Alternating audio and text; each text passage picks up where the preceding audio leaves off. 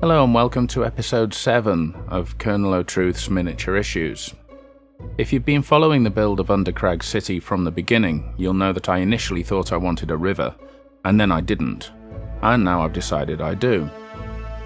But rather than flowing over the land, I decided it should emerge from underground beneath the walls. So to this end, I'm in the process of creating an archway. These are just scraps of 10mm XPS foam. Really, the beauty of working on a scale as small as this is that even your offcuts are actually quite large and useful in comparison to the things that you're building.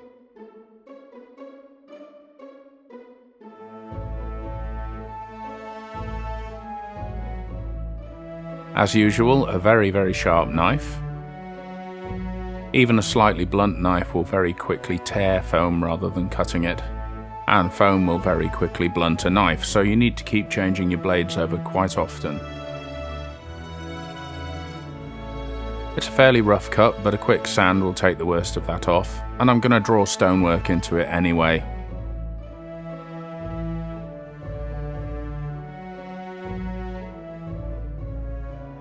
I'm not sure what I was thinking here.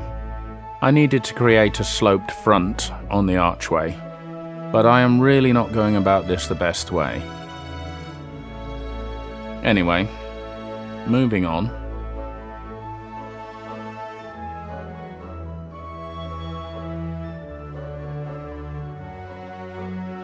The archway is now cut to size, and I'm building some side walls.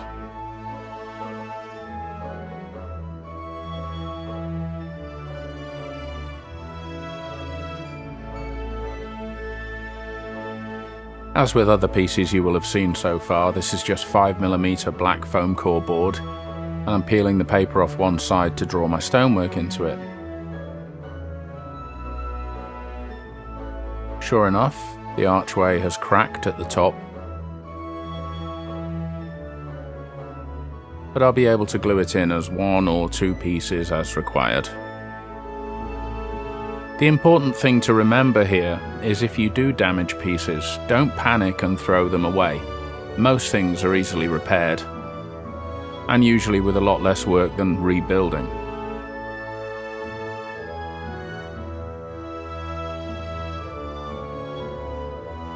So penciling the stones into the wall pieces.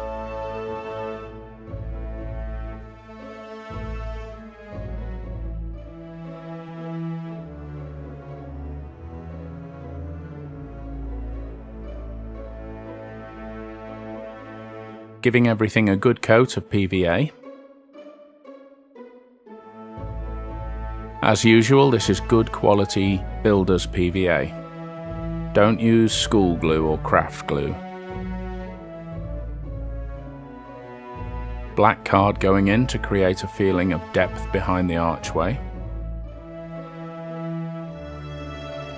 And hey presto, the archway is in 2 pieces. That's alright. Nothing's gone missing, it all joins up nicely in the end. And putting the side walls in. These are retaining walls. It seems to me that the city builders would have shored up the sides of the river to stop it all collapsing. Needs a bit of a tidy up.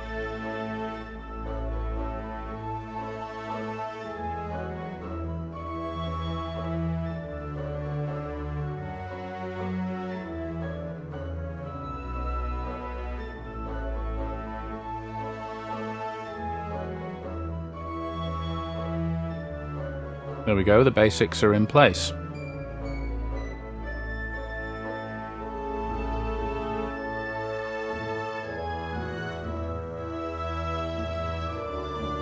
Now I'm going to do some work on the landscape.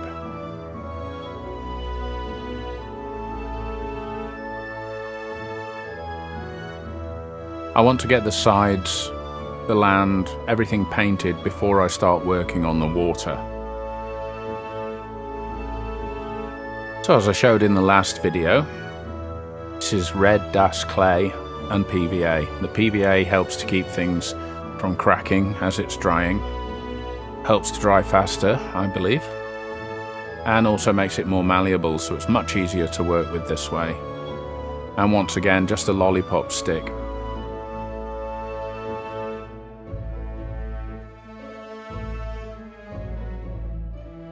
The rocks and walls have had a dark grey undercoat. Now I'm hiding the gaps between the sections of wall with builder's sand. It's just very fine sand.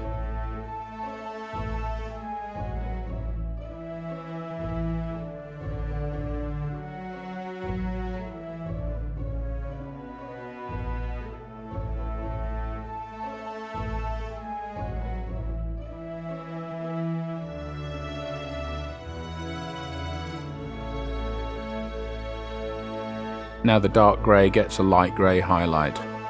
Same process as I used for the walls and the towers and the gatehouse.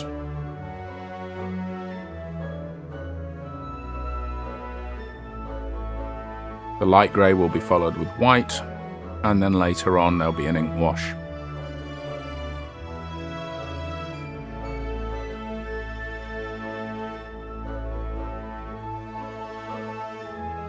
As before, this looks very, very pale. I'm not worried about that.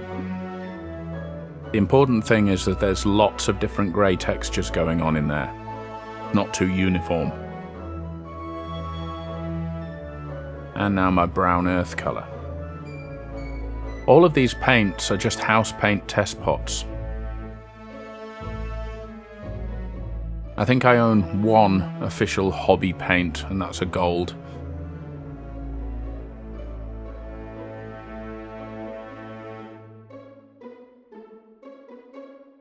Now for the water texture. This is an old trick that lots of people use. I'm giving a good thick base of PVA. I'm going to overlay this with toilet paper and damp it down with water.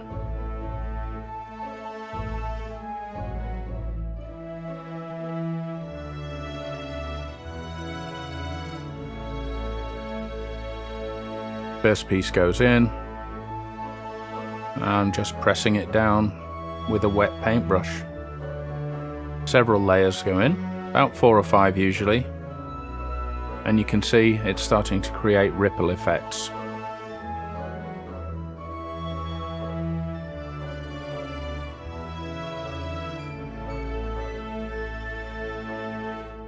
And there it is with the ink washes, as with the walls, black, then green, then yellow, all while wet.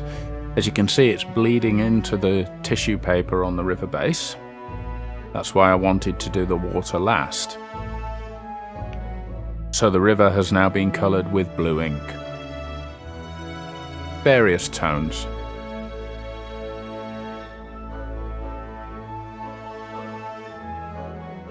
Now I'm creating the gate to close off the culvert.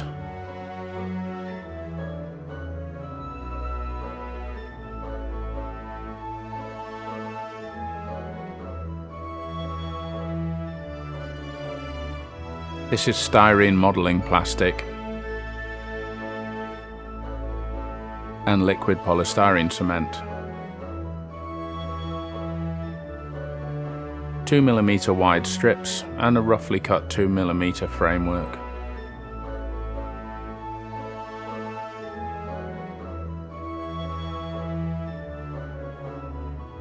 Horizontal strips first, cut them around the frame, and then move on to vertical strips.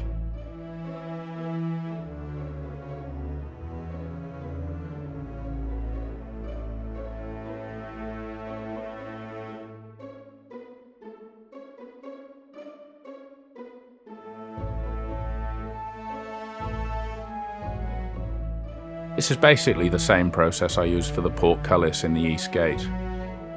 I'll be doing it again for the south gate.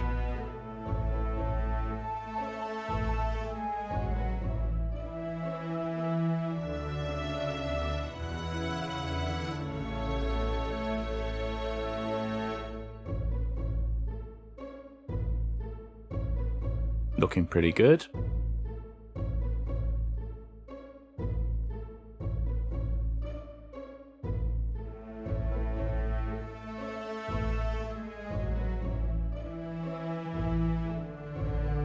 Bit of a tidy up.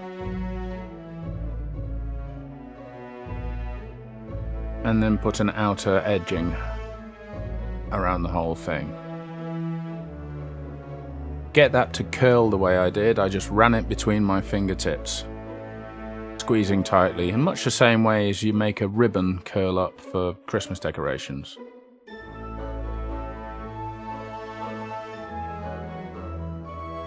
Fitting it around the grate. Lots of excess at the ends there, just so I don't have to be precise with measuring. And once I'm happy with the fit, just cut off the excess.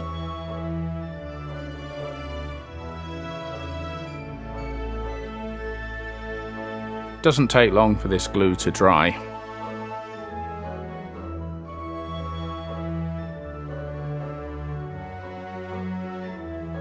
So I can check it for a decent fit.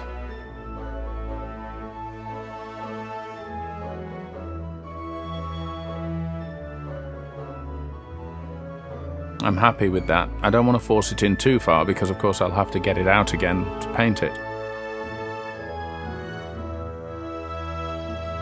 Now I'm just adding some river grasses. These are long strands of grass fibre. I'm just poking them into the board with a blob of PVA and a sharp stick.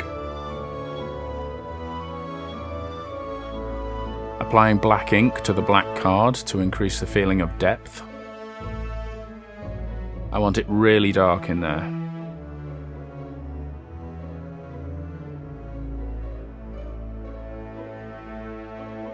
Now this is varnish, just ordinary furniture varnish, water-based, with a few drops of ink. I use this exact formula on all of my river bases so that they belong together.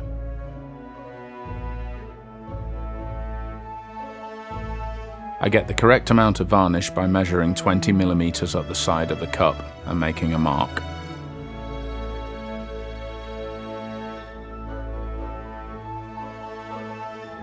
Creating a lot of work for myself stirring it with a little stick. So go to a bigger stick. Much better.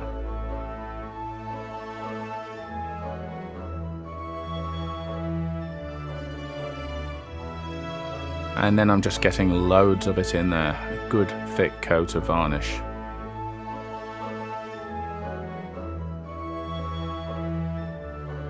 This is just going to combine with the colours I've painted beneath it to add a feeling of depth.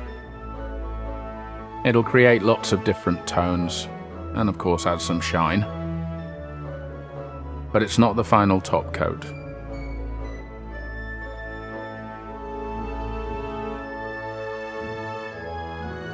Drying nicely, I'll get on with painting the gate. Same process as I used for the portcullis in the east gate. Thin black undercoat, black ink, silver dry brush, and a touch of rust ink over the top.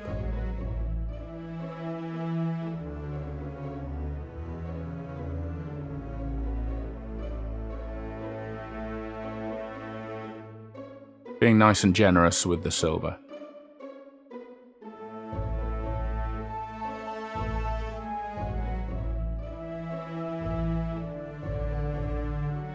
When it comes to the ink, this is not an ink wash.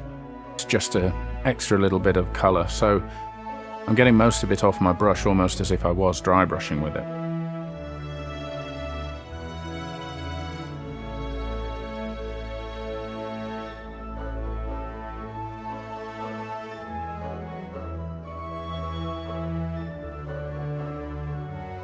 Now for the final fit. Putting this in using PVA. It really only needs to hold it in place. It's actually quite a tight fit, and anything else will melt into the foam.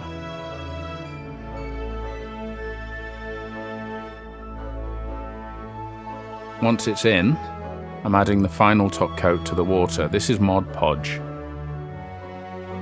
Putting this on nice and thick. It'll dry clear.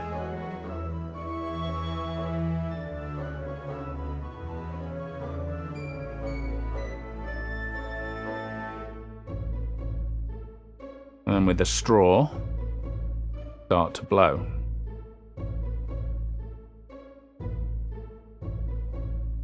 And this is what gives it a nice ripple texture on the top.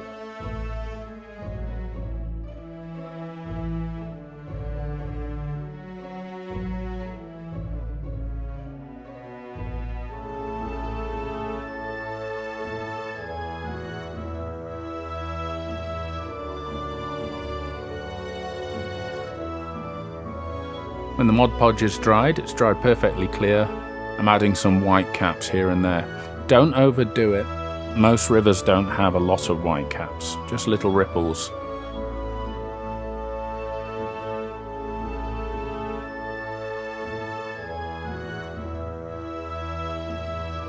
Trails of foam coming out where the water's breaking through the gate, and along the edges where the walls disturb the surface.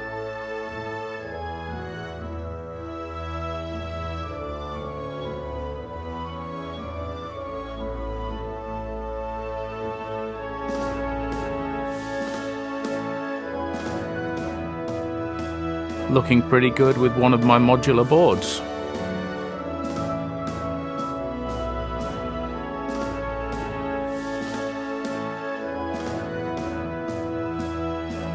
And I'm pretty happy with that.